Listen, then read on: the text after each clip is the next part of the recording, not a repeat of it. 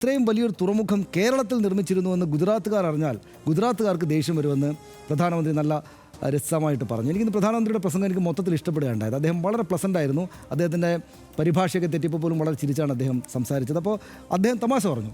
ആ തമാശ തന്നെയും സത്യത്തിൽ അതിനോട് എതിർപ്പുള്ള ആളുകൾ, പിന്നെ തോമസ് ഐസക്കിനെ പോലുള്ള നേതാക്കൾക്ക്, CPM നേതാക്കൾക്ക് വലിയ രാജീവ് ചന്ദ്രശേഖർ കസേരയിൽ വന്നിരുന്നതിനേക്കാൾ കൂടുതൽ ദേഷ്യം എനിക്ക് ഈ പ്രസ്താവനയോടാണ് ഉണ്ടായത് എന്ന് അദ്ദേഹം പറഞ്ഞു. പക്ഷേ എനിക്ക് നല്ല പ്രസ്താവനയായിട്ട് തോന്നുന്നു. കാരണം അത് യഥാർത്ഥത്തിൽ വിഴിഞ്ഞത്തിൻ്റെ ഈ കേരളം ഉണ്ടാക്കിയുള്ള നേട്ടത്തിൻ്റെ, ഇടതുപക്ഷ സർക്കാർ ഉണ്ടാക്കിയ നേട്ടത്തിൻ്റെ ബി ജെ പിക്കാർക്ക് ഇതിൽ പങ്കാളിത്തമൊന്നുമില്ല.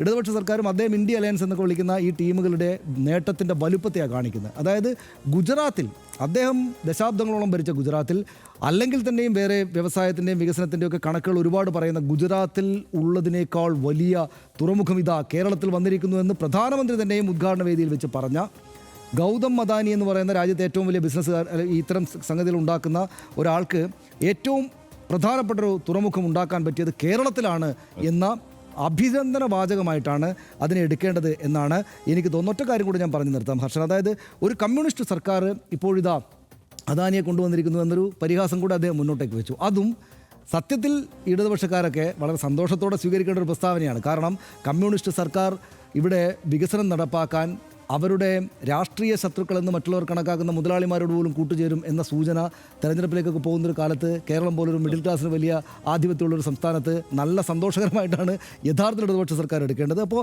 ഇപ്പോൾ തന്നെ 1957 മാവൂർ ഗ്വാളിയർ ഏൺസ് എന്ന അക്കാലത്തെ ഏറ്റവും വ്യവസായ സംഗതികളെ ഇങ്ങോട്ട് ബിർളയെ ക്ഷണിച്ചുകൊണ്ടുവന്ന് ബിർളയ്ക്കെതിരെ സമരം നടത്തുന്ന ഈ ഒന്നാം ഇടതുപക്ഷ സർക്കാർ EMS സർക്കാർ ആയിരുന്നു എന്നവർക്കുള്ള ചരിത്രം പുറത്തേക്ക് വരികയാണ്. അപ്പോൾ ബിസിനസ്സുകാർക്കും വ്യവസായികൾക്കും ഒക്കെ ശുഭസൂചനകൾ നൽകുക, സംസ്ഥാനത്തിൻ്റെ വികസനത്തിന് തടസ്സം നിൽക്കുന്ന ആളുകളല്ല ഇടതുപക്ഷ സർക്കാർ എന്ന ഇവരുടെ വാദത്തെ പുഷ്ടിപ്പെടുത്തുക, ഇതൊക്കെ ചെയ്തിട്ടാണ് യഥാർത്ഥത്തിൽ പ്രധാനമന്ത്രി മടങ്ങിപ്പോകാനിരിക്കുന്നതെന്നാണ് എനിക്ക് തോന്നുന്നത്.